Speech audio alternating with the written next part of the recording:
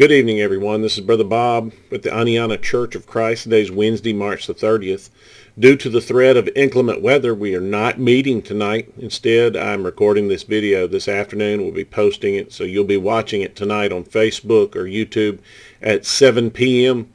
And we're going to continue the thought process of our Wednesday night class, but I'm not going to continue directly from where the class ended last week.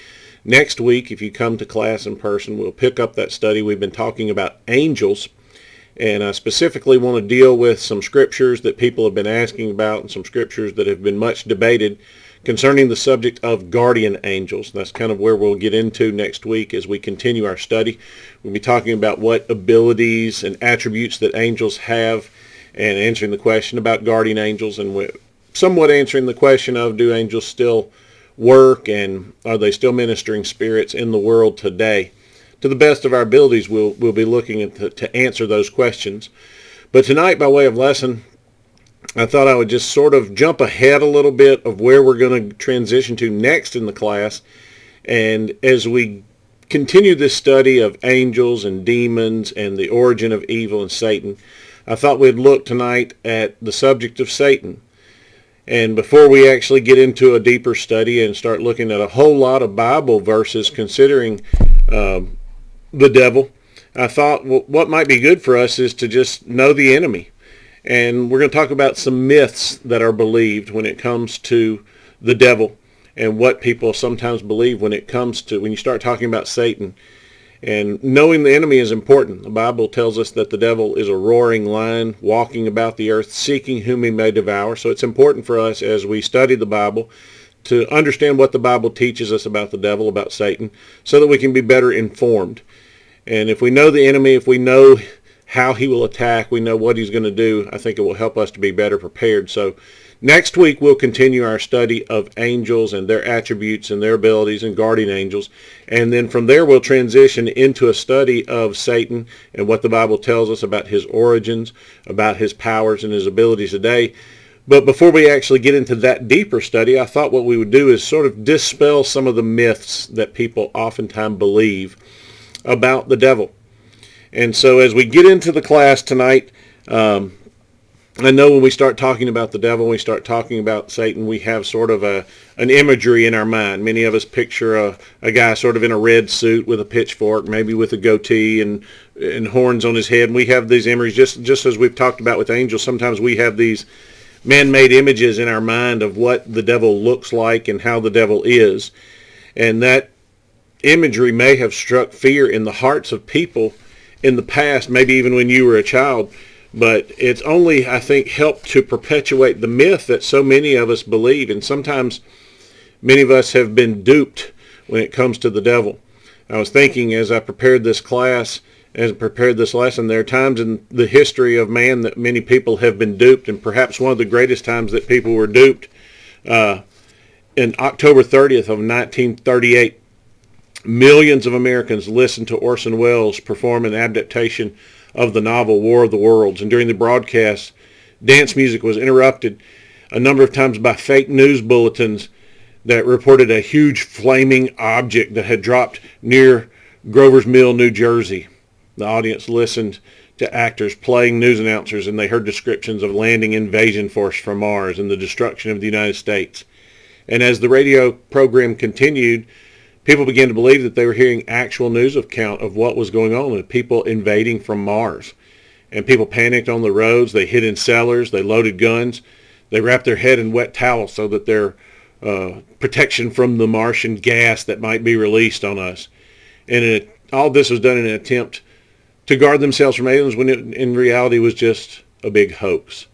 They had confused fiction for fact and we're caught up in the hoax. And I think sometimes when it comes to what we believe about the devil, we've done the same. We've confused fiction with fact, and we sometimes misunderstand exactly who Satan is, the abilities that he has. And sometimes I think it's very serious of us to be able to stop, pause, and sort of look at what the Bible teaches us concerning Satan. And that's what we'll be looking at, not next Wednesday night, but probably starting the next Wednesday night after that. So as we sort of build towards that, let's dispel some of the myths regarding the devil.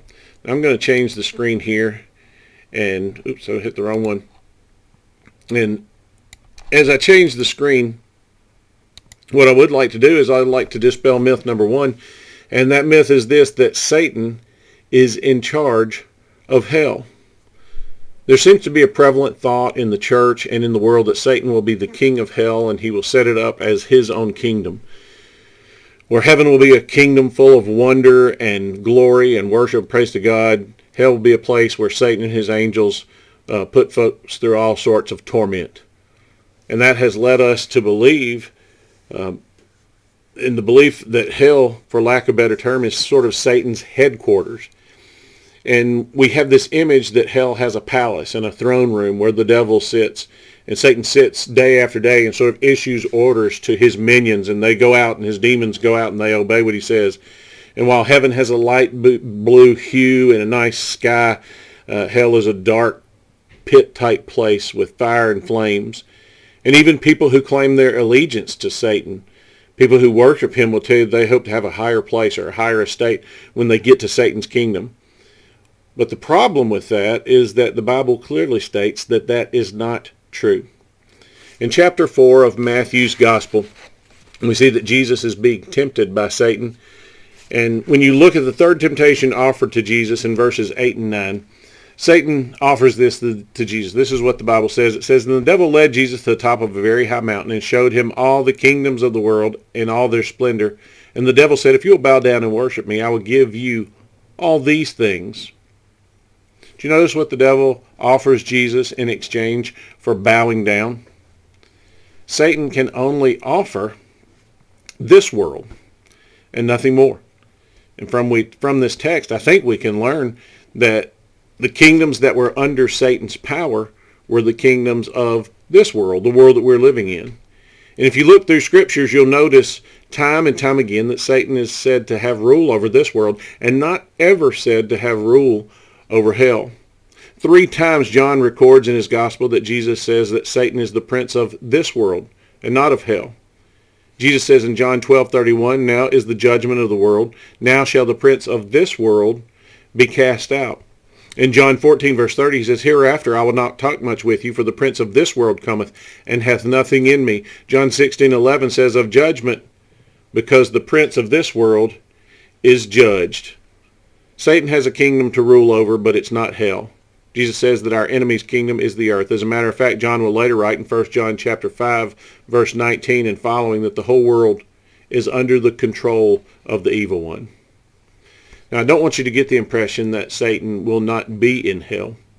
We are told very clearly that he will be there, but not to rule there. The Bible very clearly teaches that the devil, Satan, will be there to be punished.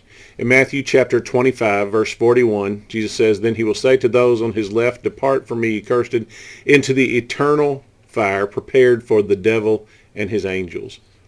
Hell is the place prepared for Satan and his demons. He's not going there to be in charge. He's going there to be punished. So that's why I think it's important that we dispel that first myth, understanding that Satan is not in charge of hell. The second myth that I would dispel regarding Satan is that Satan possesses the same power that God has. We're taught in the Bible that God possesses 3 characteristics that we call omnipotence, omnipresence, and omniscience. And these words basically mean that God is all-powerful, that God is everywhere at once, and that God is all-knowing. Luke 1:37 declares that God is omnipotent or powerful in his nature. The Bible says, "For there is nothing which God cannot do."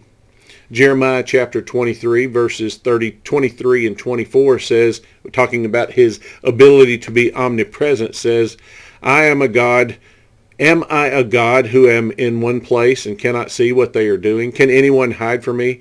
Am I not everywhere in heaven and earth?" And in Psalm 139, we see that God is omniscient, or he knows everything. For the Bible says, "O Lord, you have searched me and known me. You know when I sit down, when I rise up. You discern my thoughts from afar. You search out my path and my lying down, are acquainted with all my ways. Even before a word is on my tongue, behold, Lord, you know it altogether." I've heard people say, and you probably have heard people say this too, that Satan never misses a church service. And I think what they're trying to imply when they say that is Satan has the ability to be everywhere all at once. Well, when you pick up the book of Job and you read, it's very clear that Satan was very limited in where he can be and in what he can do. In Job chapter 1, verse 6, we see that Satan approaches God. When God asks him where he'd come from, Satan says, "Oh, I've been wandering about the earth, going back and forth in it."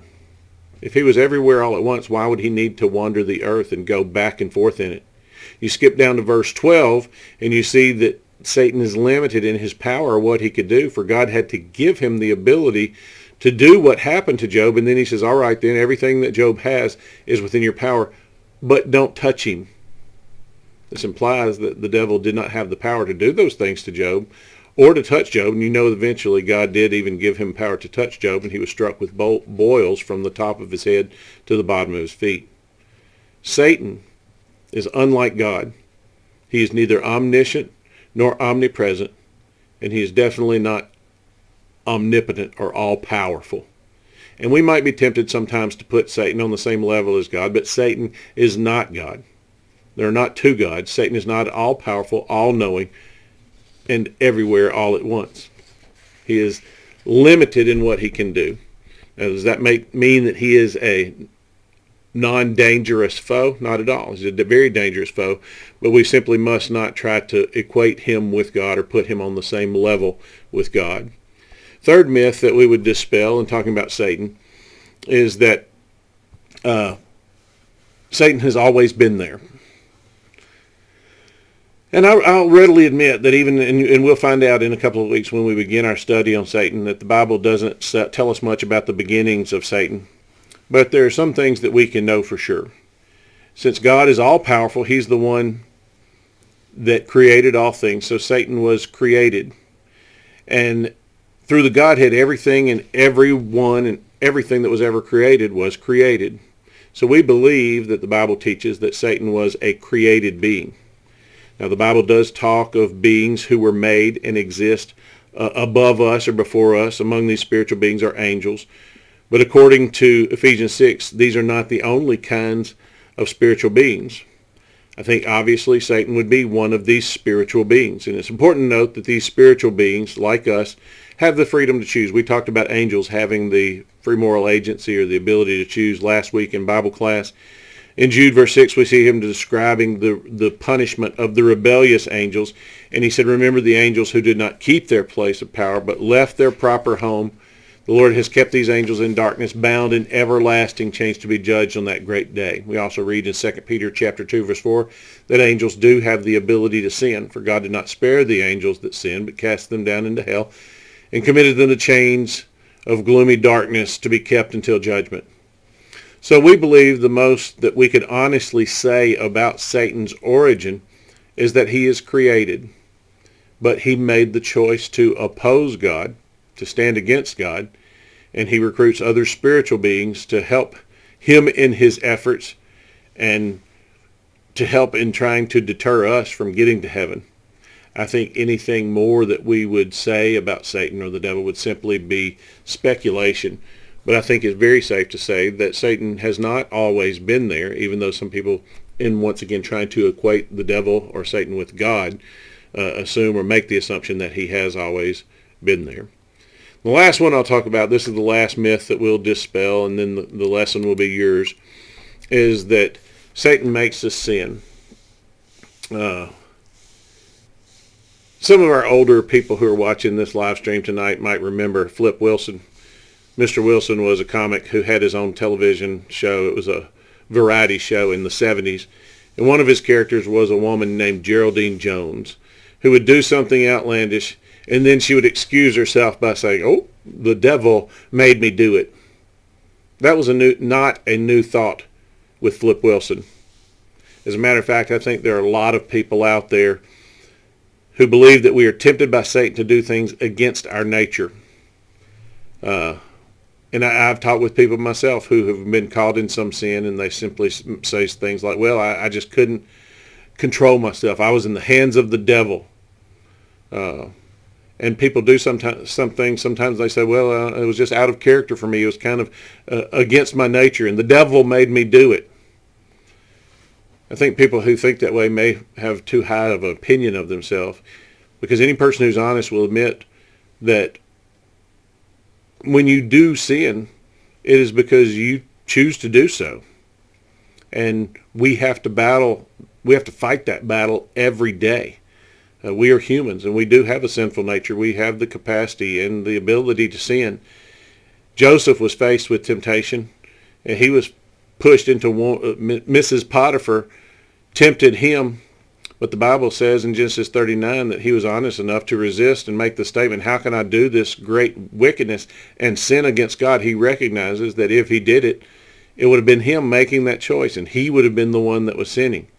Job made a similar claim in Job chapter 31 when he says, I made a covenant with my eyes not to look lustfully at a girl. Why would Job say that? And why would Joseph have already determined that he would not do this great wickedness against God? I think they understood it was because our enemy, the devil, Satan, cannot make us sin. And they also understand that temptation originates sometimes with us. Temptation originates sometimes within us, and I think a lot of times people want to, in deflecting their own free moral choices to sin, they want to sort of pass the buck off of themselves and say, oh, well, the devil made me do it. When in reality, we are the ones who choose whether to do something right or whether to do something that is bad. James writes in James chapter 1, verses 14 and 15, he says, but people are tempted when their own evil desires lead them away and traps them. And this desire leads to sin, and sin grows and it brings death. So we're led away, we're tempted not because the devil made us do it, but because of the fact that our own evil desire leads us that way.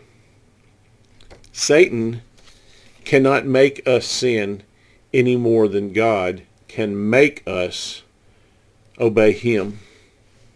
And at the end of the day, we're responsible for our own choices and for our own actions.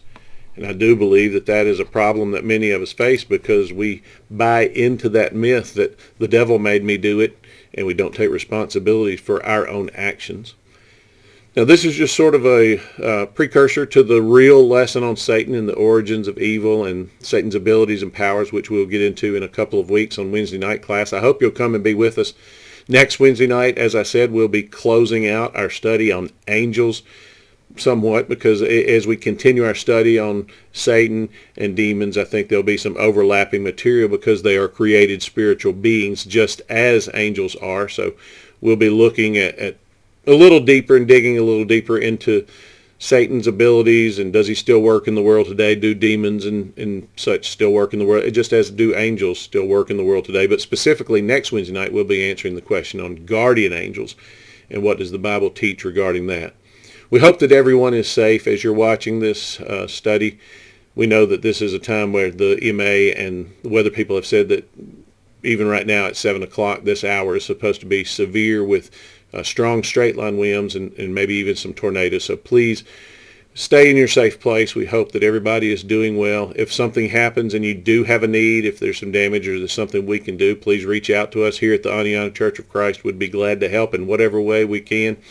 Please keep all of those who are in need of our prayers at the top of your prayer list. I know yesterday we sent out a one call, and our one call was specifically in regards to Peggy Gorman, who had had an internal bleed and was being life flighted to UAB. The last I've heard, she is still in critical condition, but doing somewhat stable at UAB. Continue to keep the Gorman family in your prayers, not only for Peggy, but also for her grandson, who had had organ transplant surgery just a few days ago. Keep those in your prayers, and if there's anything that comes up, if there's anything we can do, please reach out to us and let us know. We'd be glad to help in whatever way we can. We appreciate you logging in and being a part of this Bible class tonight. Be safe, everyone, and have a good evening. Thank you.